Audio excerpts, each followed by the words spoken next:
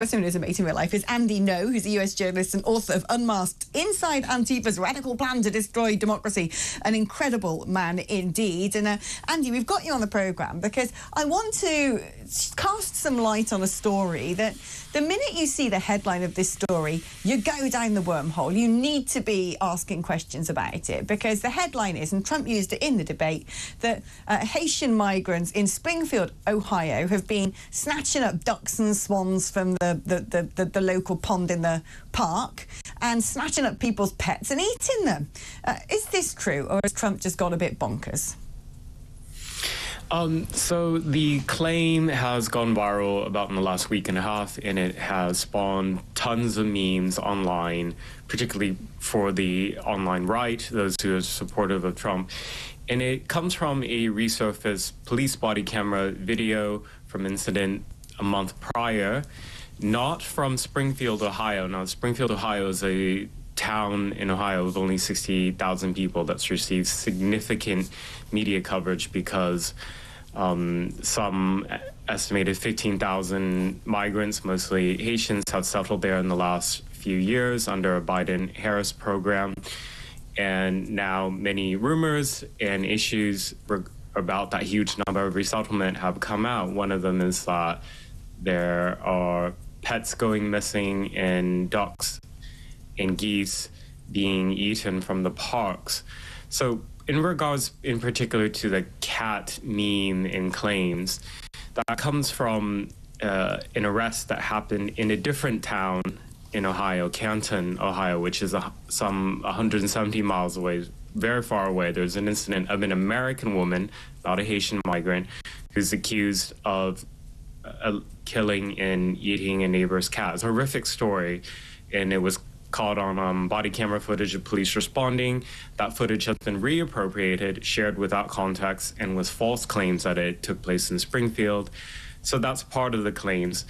Other claims that have been part of the misinformation is that police reports and police phone call records of people alleging that they're seeing migrants killing geese and ducks in the parks, that has been spun to say that these are pets. So the evidence is actually quite thin on whether people's pets in Springfield are actually being eaten. I'm on the side that's actually, as of right now, these are just rumors. But it's become a national debate in regards, because it was repeated in part at the debate.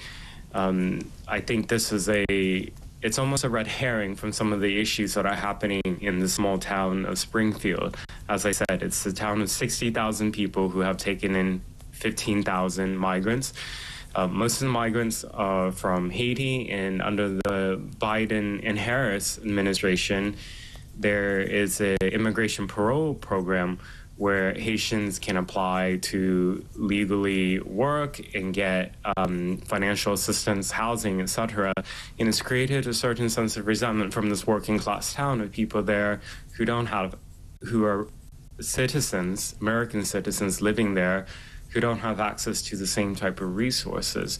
So all these issues are getting mixed up in the broader debate.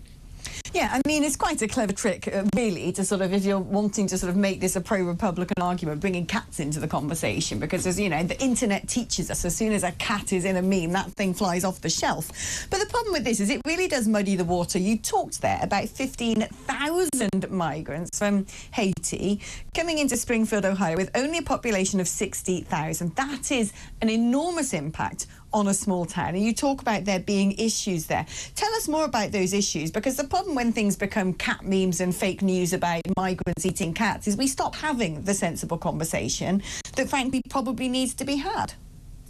That's right. I mean, it's become convenient now for the Democrats to say that all the grievances and complaints about mass migration to America, to this town, as the market calls them, is a hoax. It's a lie.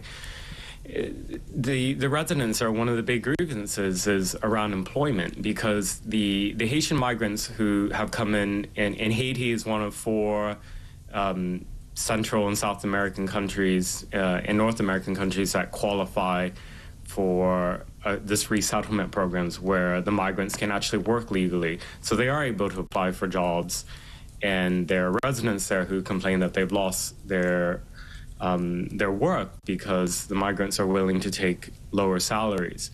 That's an issue that is at the foot of the Biden-Harris administration, and they don't have to answer for that now, because then they can point to misinformation online about various claims that just end up distracting from the whole issue. And it's not just Springfield that's dealing with this. In America, and in the last 3.5 years, more than 10 million migrants have crossed through the southern border. That is such a huge number, to the point now where places, cities and states in the north that never dealt with the issues of being a bordering state are now having to deal with huge resource issues, such as in Colorado, in the Denver area. They're having, because so many unvetted people are coming in, many of them are alleged to have gang affiliations, gang memberships, particularly from Venezuela. Another story that's gone quite viral in the last few weeks is how various apartment buildings in places like Colorado and also Texas have allegedly been taken over by gang criminal activity by a Tren de Aragua, which is a very violent Venezuelan gang involved in all sorts of horrific crime in Venezuela and allegedly in the United States. Blimey. It's a problem faced by the whole of the West, it seems, and which is going to be the first government to pull its socks up and do something about it? That's what I want to know. Andy, no, it's been fantastic catching up with you. And I'm rather relieved to learn that it is probably what Donald Trump himself would call fake news. That was a rubbish Trump accent.